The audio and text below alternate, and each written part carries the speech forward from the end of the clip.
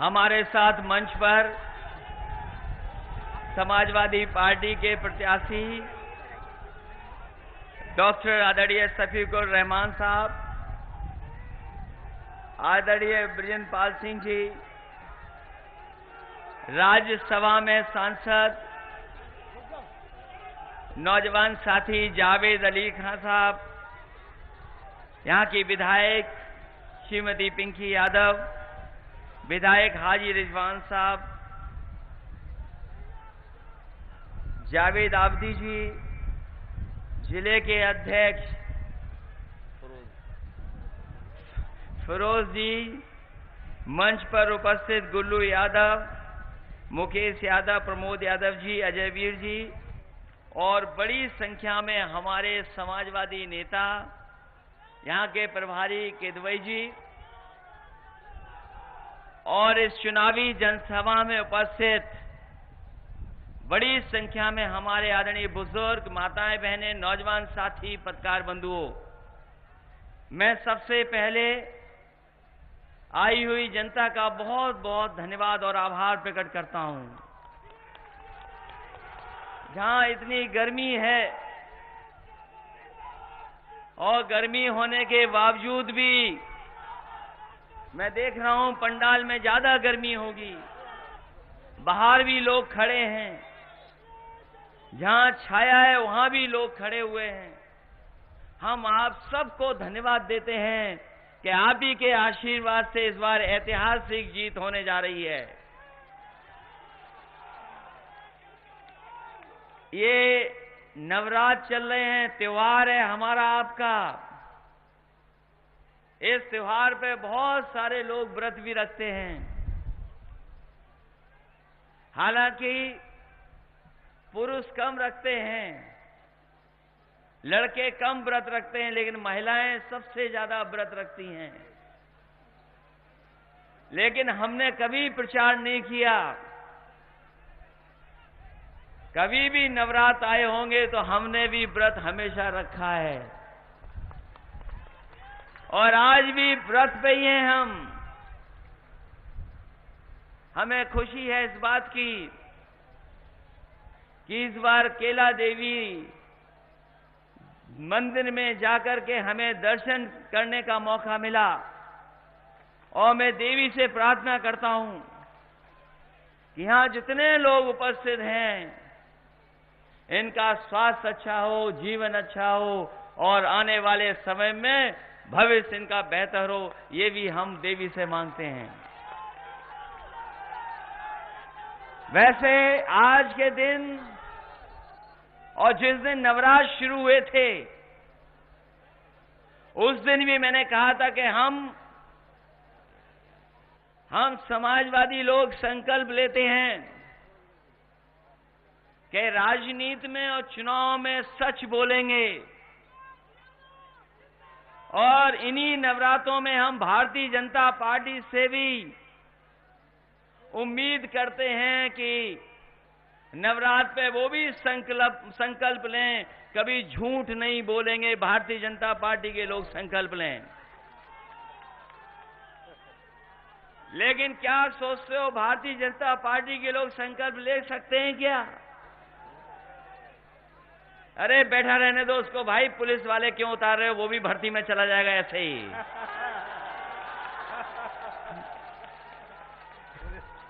जब तक हाथों में जान नहीं होगी कोई खंबा नहीं चढ़ सकता, ये तुम ज्यादा जानते होगे। इसलिए इन नवरात्र में हमने तो लिया ये संकल्प, लेकिन भारतीय जनता पार्टी के लोग भी संकल्प लें कि झूठ नहीं बोलेंगे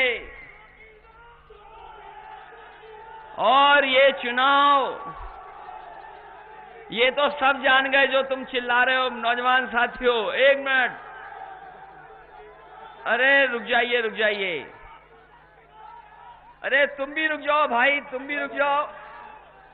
इनकी बात, तुम्हारी बात, सबकी बात यही है। इसीलिए तो हम चाहते हैं कि देश में नया प्रधानमंत्री बने। अरे जब आप जान ही गए हो ये बात, जब ये बात आप जान गए हो तो फिर हटाने का ये चुनाव है, इसलिए एक एक वोट समाजवादी पार्टी और गठबंधन के पक्ष में कर देना। ये जो गठबंधन है, समाजवादी पार्टी और बहुजन समाज पार्टी और राष्ट्रीय लोकदल का गठबंधन, ये आम लोगों का गठबंधन है। ये आप लोगों का मिलकर के चलने के लिए गठबंधन किया है। और जो लोग कह रहे हैं कि ये महामिलावटी गठबंधन है, ये महामिलावटी गठबंधन नहीं है, ये महापरिवर्तन के लिए गठबंधन है। यही महागठबंधन परिवर्तन करेगा।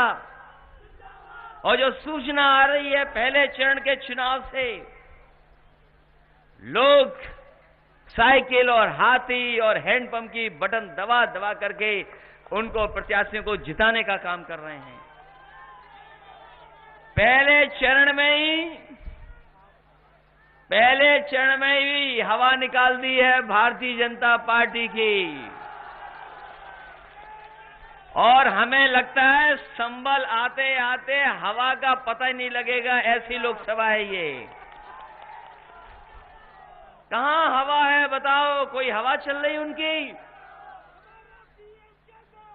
उनके चेहरे उतरे हुए हैं, चेहरे उतरे हुए हैं, चेहरे उतरे हुए हैं, उनके चेहरे उतरे हुए हैं। वो जनता का सामना नहीं कर पा रहे हैं। और इसीलिए समाजवादी पार्टी और हमने गठबंधन किया है। गठबंधन इसलिए है क्योंकि विचारों का संगम होना जरूरी है। डॉक्टर राम मनोहर लोहिया जी और डॉक्टर भीमराव अंबेडकर जी एक समय पर मिलकर के चलना चाहते थे, लेकिन समय और परिस्थितियों ने उन्हें मौका नहीं दिया। दोनों नेता साथ काम नहीं कर पाए। फिर नेताजी ने और मान्यवर काशीराम जी ने एक बार गठबंधन किया था। उस समय भी कुछ दिन चला, लेकिन इन्हीं भारतीय जनता पार्टी के लोगों ने बीच में खाई पैदा कर दी।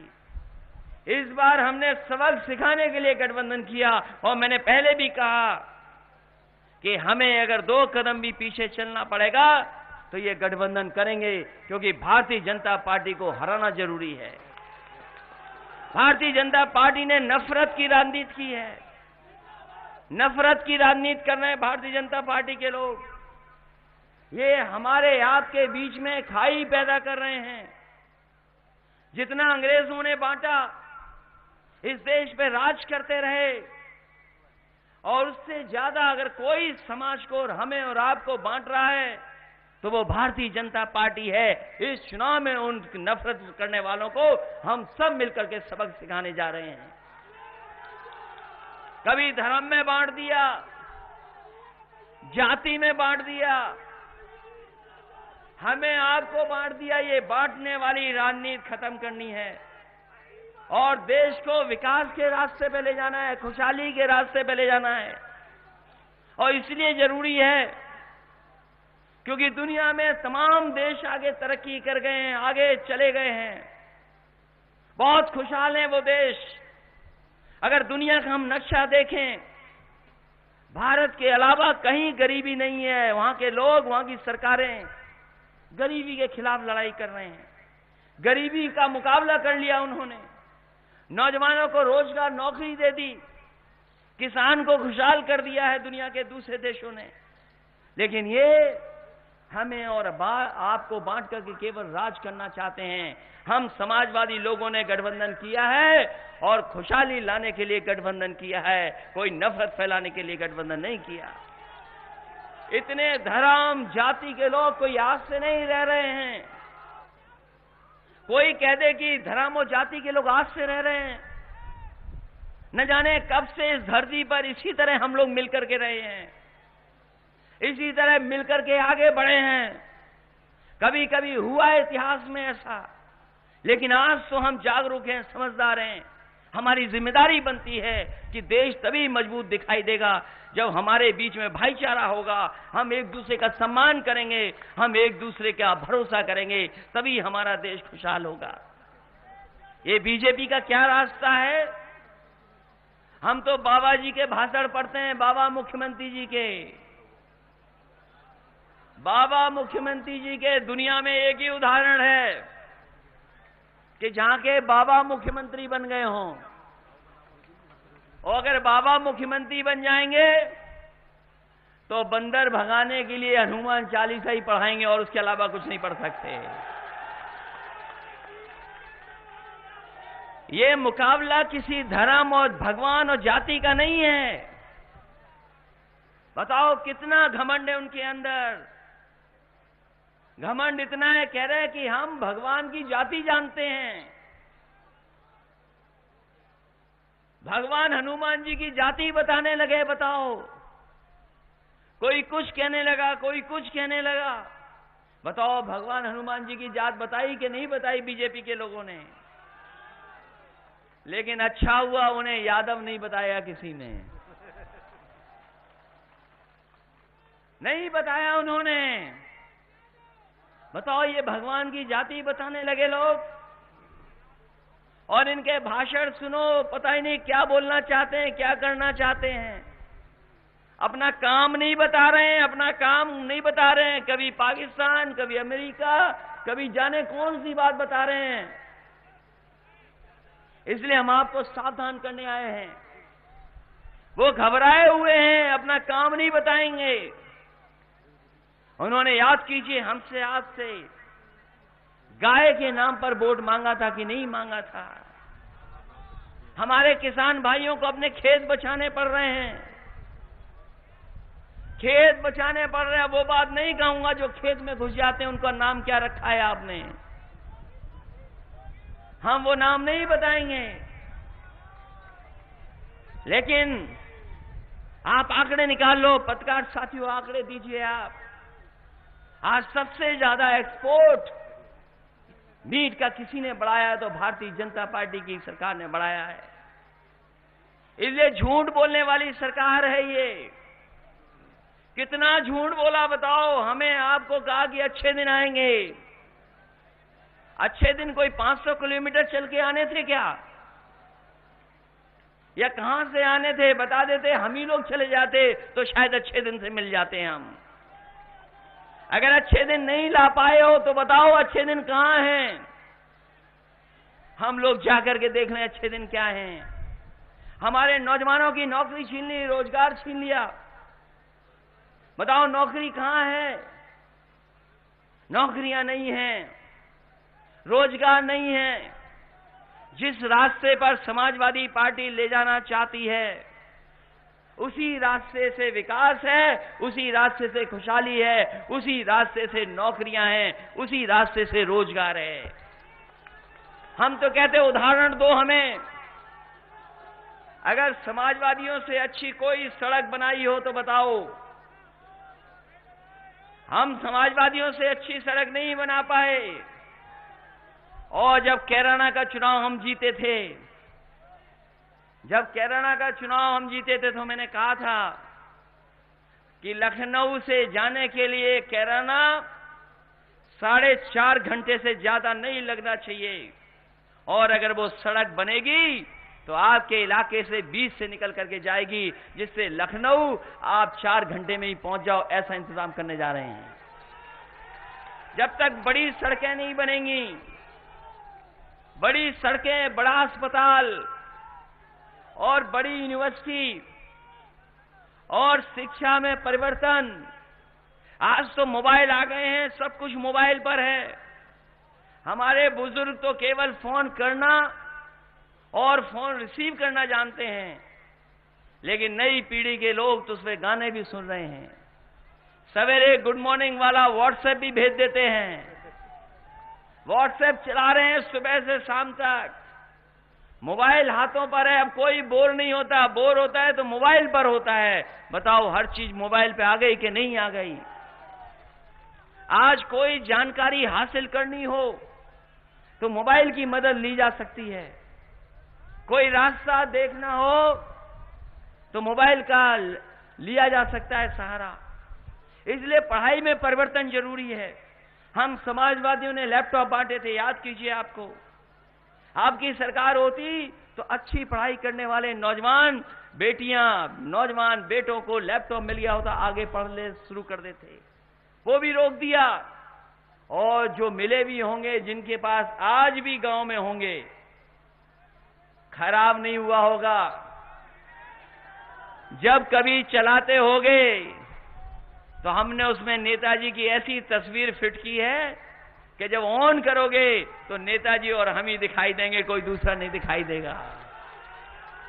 बताओ, अभी खराब नहीं हुए आपकी सरकार के दिए हुए। समाजवादी पेंशन छीन ली, समाजवादी पेंशन छीन गई और समाजवादी पेंशन मिलना शुरू हो गई थी। और हमने तय किया था कि एक भी गरीब नहीं छूटेगा जिसको हम समाजवादी पेंशन न दे दें।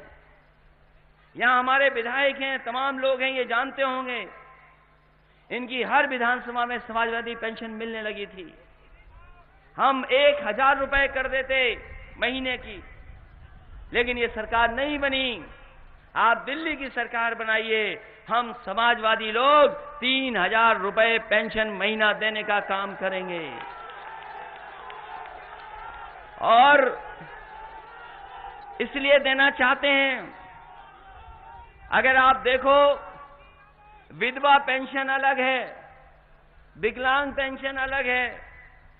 दिल्ली और उत्तर प्रदेश से जो चल रही है पेंशनें अलग अलग चल रही हैं। कुछ में कुछ मिलता है, कुछ में कुछ मिलता है। हमने कहा कि हम समाजवादी लोग सब पेंशनों को मिला करके कम से कम 3000 रुपया महीना गरीबों को देने का काम करेंगे, चाहे वो विकलांग हो, चाहे विधवा हो, और चाहे जो गरीब छूट गए हों। ये पेंशन आवाज देना शुरू कर दिया था, और इसलिए आवाज देना शुरू किया था। बहुत दिनों से आवाज गरीबों को मिल रहे हैं, कभी 70,000, कभी 1 लाख कुछ पैसा। लेकिन सरकार का हिसाब किताब ऐसा चलता है। बताओ, प्रधानमंत्री आवास बिना कटौती के पैसा पूरा नहीं पहुंचता। बिना प्रधानमंत्री आवास के पैसे में कटौती किए पूरा पैसा नहीं पहुंचता। गरीब के घर नहीं बन पाए हैं। हमने तय किया है कि दिल्ली में इस बार समाजवादी लोग जा रहे हैं, बहुजन समाज पार्टी जा रही है, आरएलडी जा रही है। गरीब को कम से कम 3 लाख से ज्यादा पैसा देंगे, जिससे गरीब का कम से कम घर बन जाए। और हम समाजवादियों ने बना के दिखाया था। याद कीजिए, लोहिया आवास बनाया था, जिसमें सोलर पैनल, बल्ब, पंखा और आपका मोबाइल चार्ज हो जाए, टीवी चल जाए, उसका आने वाले समय में इंतजाम करेंगे। क्योंकि मोबाइल भी चार्ज हो जाए, टीवी भी चल जाए और आपको बिजली का बिल नहीं देना पड़े, ऐसा गरीब का आवास सोलर पावर लगा करके करने का काम करेंगे। और बीजेपी के लोगों को हम कहना चाहते हैं, हो सकता है बाबा मुख्यमंत्री जी भी आ रहे हो यहां, अगर उनको हमारी बात पर शक हो तो हम उनसे कहेंगे कि हमने एक पायलट प्रोजेक्ट लगाया था।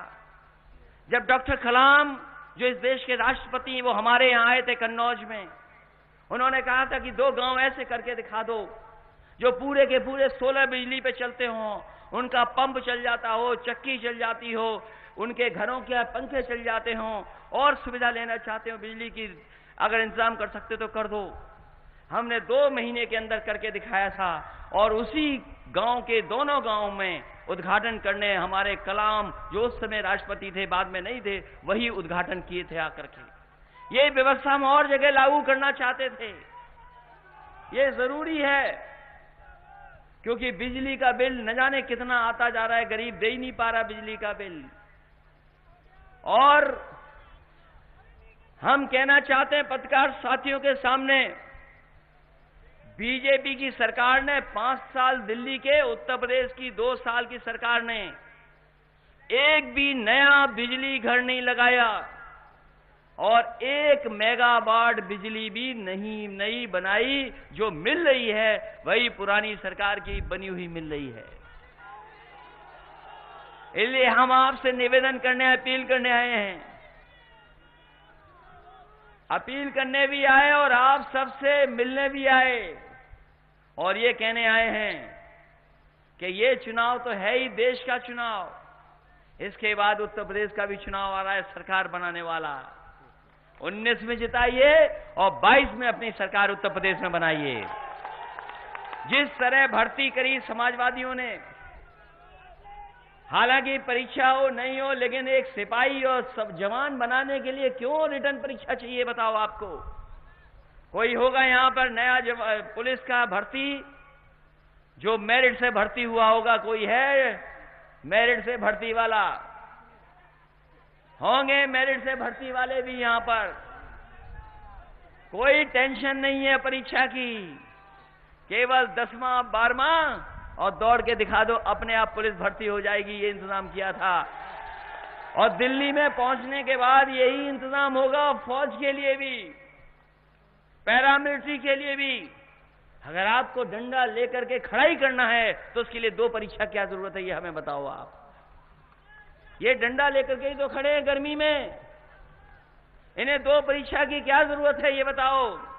इन्हें अच्छी ट्रेनिंग की जरूरत है, अच्छी वर्दी की जरूरत है, अच्छे खाने की जरूरत है, तभी तो ये जाकर के चोर और बदमाश को दौड़ा पाएंगे। इसलिए कोई परीक्षा की जरूरत नहीं है। हमारे नौजवान नौकरी चाहते हैं, रोजगार चाहते हैं। बिना नौकरी रोजगार के इनके सपने पूरे नहीं हो रहे हैं। दुनिया में कहीं इतनी बेरोजगारी नहीं है जितनी अपने यहाँ बेरोजगारी है। इसलिए हम आपसे अपील करना चाहते हैं, ये दिल्ली वाली सरकार फेल हो गई, दिल्ली वाली सरकार फेल है, पूरी फेल हो गई। अब इसको जरूरत नहीं है, कोई पास नहीं कर सकता। तभी हमने कहा कि सामाजिक न्याय से महापरिवर्तन होगा।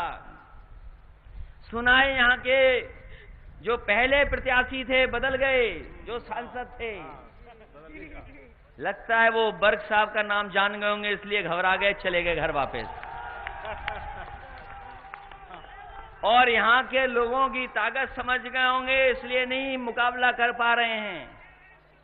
लेकिन हम उन्हीं के समाज के लोगों से कहना चाहते हैं, हम उन्हीं के समाज के लोग कहना चाहते हैं उनसे, हो सकता है वो हमें मतदान न करें, लेकिन हम सैनिक, कुशवाहा, मौर्य समाज के लोगों से कहना चाहते हैं, आप जिनको सत्ता देने जा रहे हो, उन्होंने आपका हक और सम्मान छीना है। संविधान ने हमें मौका दिया था कि आपको नौकरी और रोजगार में आरक्षण मिल जाएगा। बताओ आरक्षण छीन लिया कि नहीं छीन लिया? बताओ कैसे सैनिक समाज के लोग हैं आप, उनको ताकत दे रहे हो जो आपके ही खिलाफ काम करेंगे। पहले आप जनरल में भी आ जाते थे, हमें कोई गम नहीं है कि 10% आपने आरक्षण दिया, हमें खुशी है इस बात की कि आपने 50% में 10% अगले लोगों को आरक्षण दिया, हमें खुशी है। अगर आप बढ़ाना चाहते तो और बढ़ा दो, हमें कोई नाराजगी नहीं है उससे। लेकिन हमारे सैनिक समाज के लोग, बताओ आप तो जनरल में आ जाते थे क्योंकि हमसे ज्यादा पढ़े लिखे थे आप, अब आप जनरल में नहीं आ सकते हो, आपकी कैटेगरी पीछे है। अब जो स्थिति पैदा कर दी है वो ये कर दी है कि जो कम आबादी के लोग हैं उन पे ज्यादा, और जो आबादी में ज्यादा हैं उनको कम। इसलिए हम चाहते हैं कि हमारी आपकी सबकी गिनती हो जाए और गिनती के बाद हम सबको बराबर का हक और सम्मान मिल जाए। और हमने समाजवादी लोगों ने करके दिखाया था।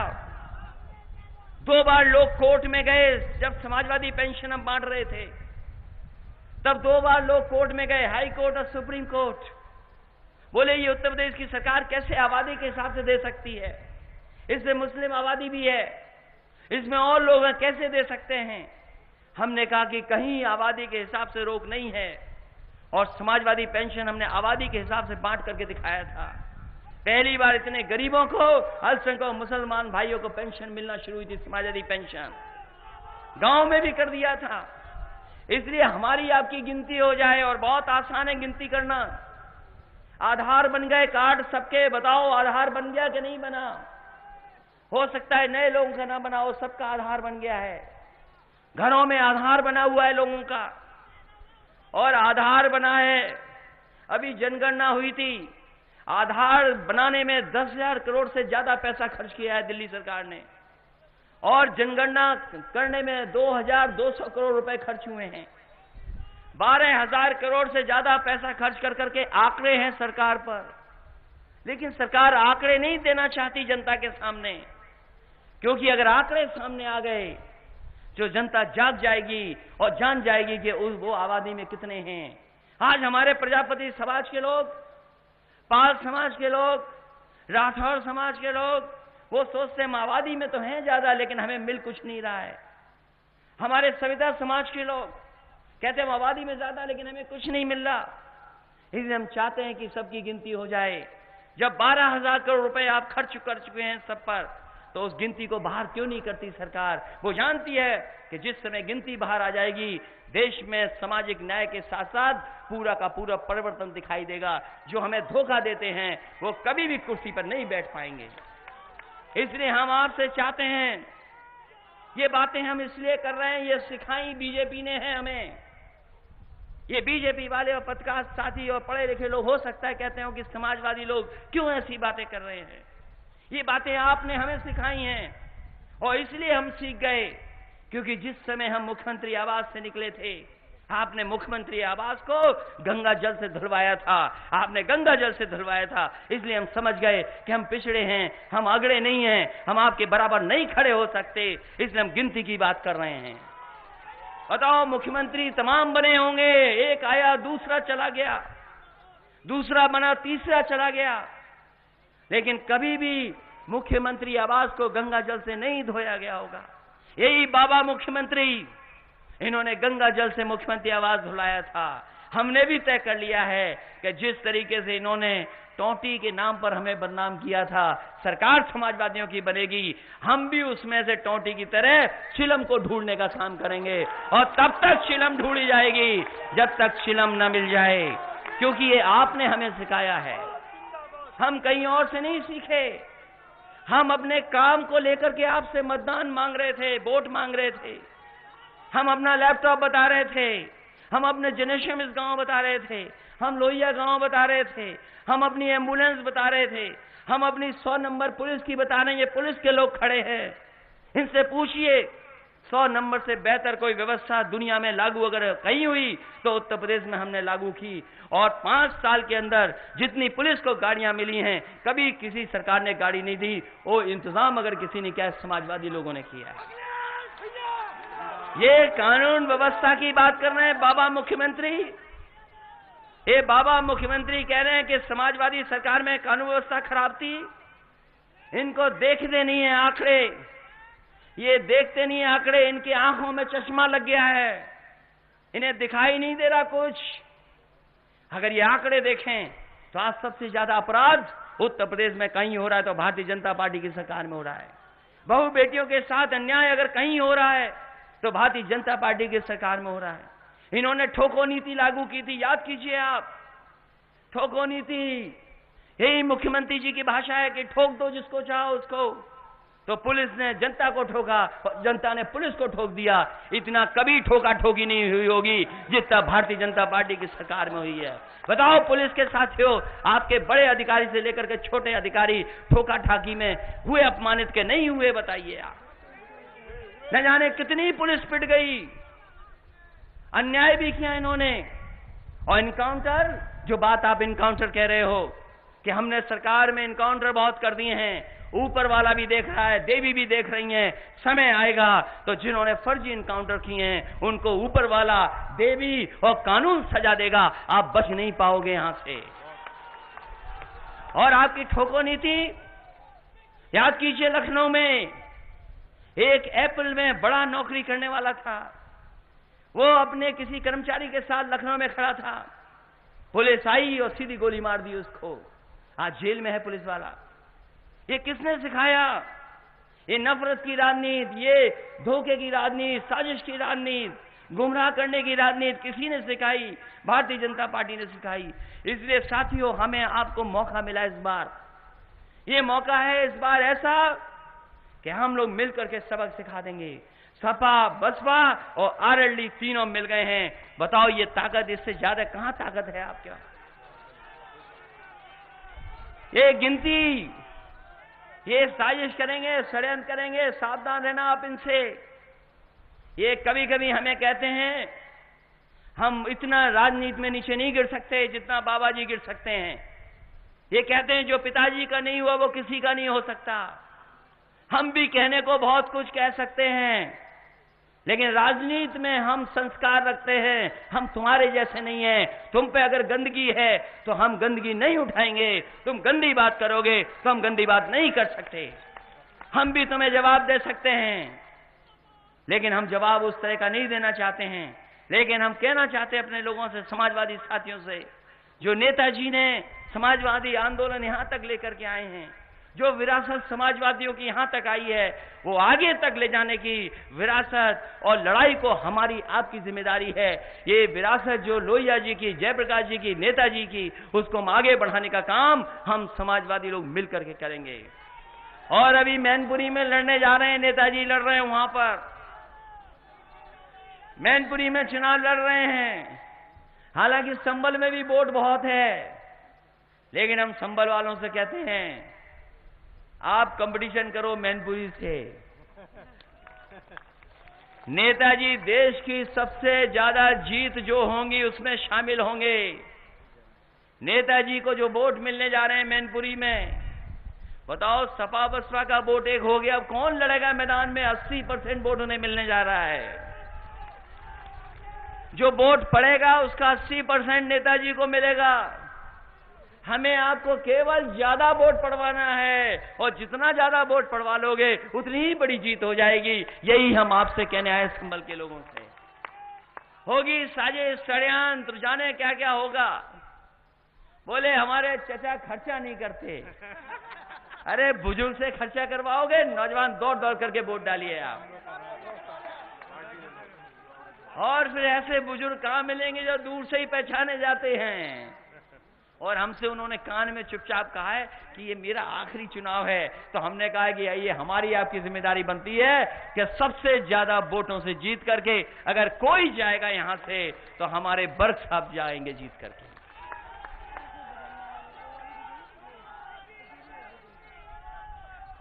ये चुनाव, इस चरण के चुनाव में सबसे ज्यादा सीटें साइकिल हाथी जीतेगा, याद रखना।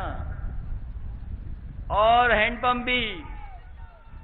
बताओ मुरादाबाद से कौन जीत रहा है? समाजवादी लोग जीत रहे हैं। और रामपुर से कौन जीत रहा है? उन्हें मत भूल जाना। और बदायूं से, और फिर आपके संभल से, और हम भी लड़ रहे हैं चुनाव, और डिंपल भी चुनाव लड़ रही हैं, याद रखना। ये जितने नाम लिए सबसे ज्यादा वोटों से जीतने वालों के लिए मैंने। और यही उत्तर प्रदेश रोक रहा है बीजेपी की गाड़ी को। ये बीजेपी की जो गाड़ी थी, जो हवा चल रही थी, अब नहीं हवा चल पा रही है।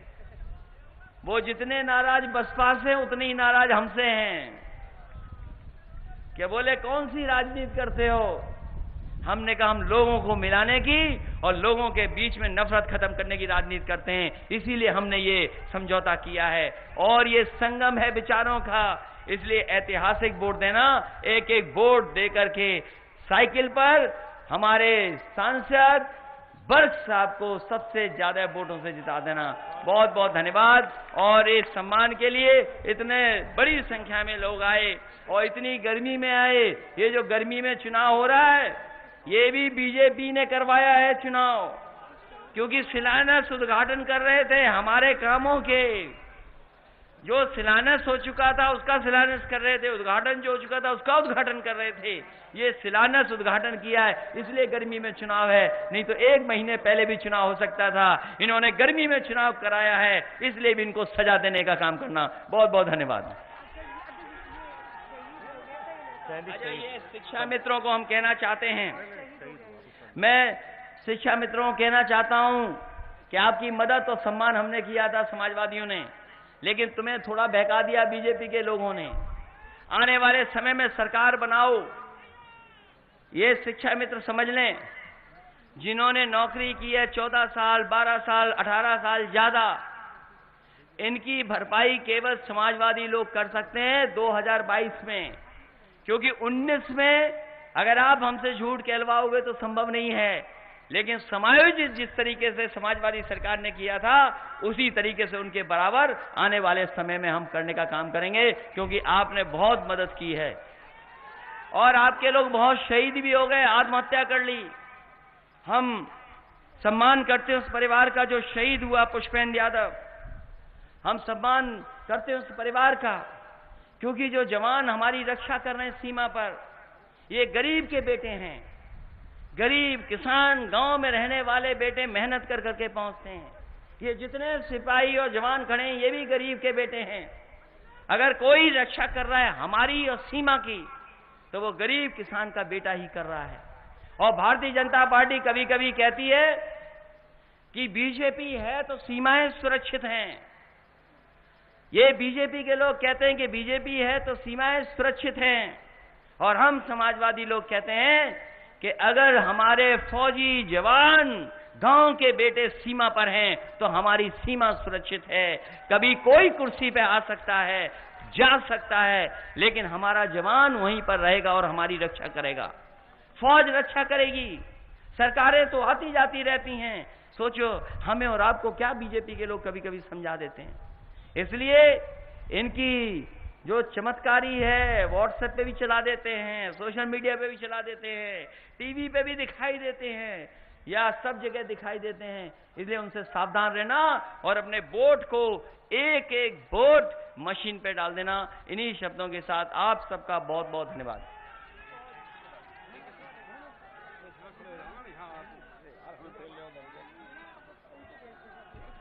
अखिलेश यादव, मुलायम सिंह यादव, अखिलेश यादव, मुलायम सिंह यादव।